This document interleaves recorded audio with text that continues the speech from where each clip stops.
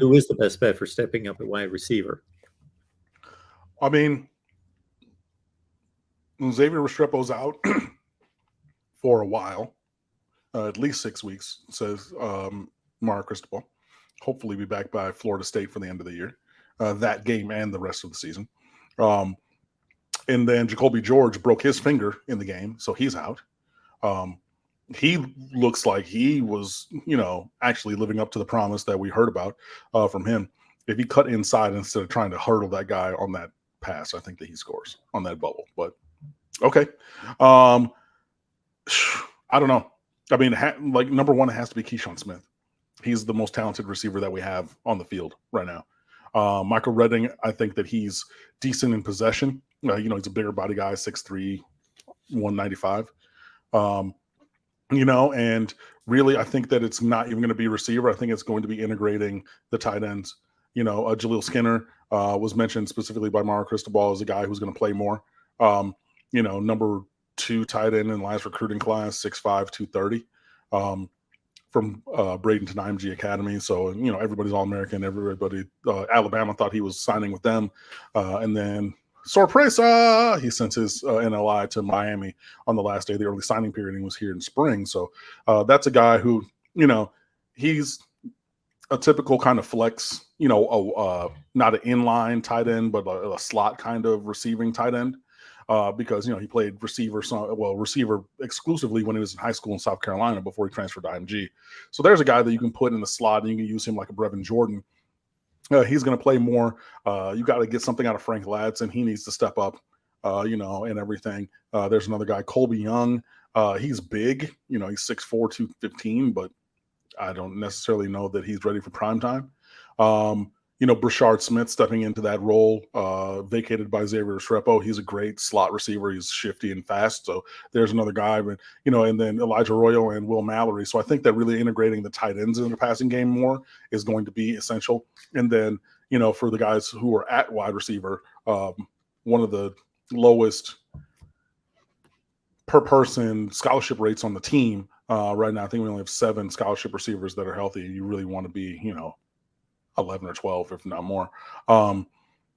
You're just gonna have to make them step up. So maybe you throw more bubbles, maybe you throw more slants, maybe you throw more now screens. Just right off the snap hut and just throw it to the side and let them work. Maybe you find something with that. But I think that it's going to be a collective effort in the passing game, but I think it's going to be feeding those at the top of the rotation for receiver, but then also really, really, really increasing the frequency and utilization of the tight ends in the passing game. I think that's really where it's going to be, where the improvement can be seen for Miami at this position this year. But you're going to wide receivers turning the block, only defender. Yeah, oh man, I know Knox came. There was still, so he's saying that the wide receiver who was one-on-one running the fly route was blocking his corner. There was a safety in the middle of the field who still would have been able to come over and affect that play. I'm not saying he would have made the play, but it wouldn't have just been, hey, I'm blocking my guy, and then he walks in. There was another defender on the way over, if you look back at that one. And it was really just, that was killer. And I've gotten so far into this show already. We lost that game on Tyreek Stevenson messing up that punt return. Like that right there. I mean, and I said it at the time, I said, this is how you lose, because they were not able to move the ball at all. They had just gone 3 and out on their second possession. So Kevin Steele, after having given up some yards on the first possession, he went on the sideline and said, okay, in the program, and we're going to, change these things up. 1, 2, 3. Okay, we're going to punt it, and I get guys, you see that big Sunday hop, that big, woo, okay, it's coming to me, right? And even Stevenson fielded one like that against Southern Miss with 12, 13 yards of space, if you go back and look at that, because they brought it up after the game, and I've seen these replays on, these recap shows. Oh, well, he did that before. Yeah, but not with the guy right here, right? Like, it's different when there's space and you do that. Okay, cool, back up. I was going to back up. All right, I got room, I'm going to take it, I'm going to go. But yeah, when you have a guy right there, you already, first of all, you should have ran up and caught that ball if you're going to fair catch it, right? So go up and save the yardage. But then, it's the half measures, the indecision, it's the, amateur hour kind of stuff, and in that moment, giving them a 28-yard field. Hey, Jimbo, okay, I can get 28 yards. I can dial up whatever. And honestly, it's free money at that point, So, but that was such an impactful play.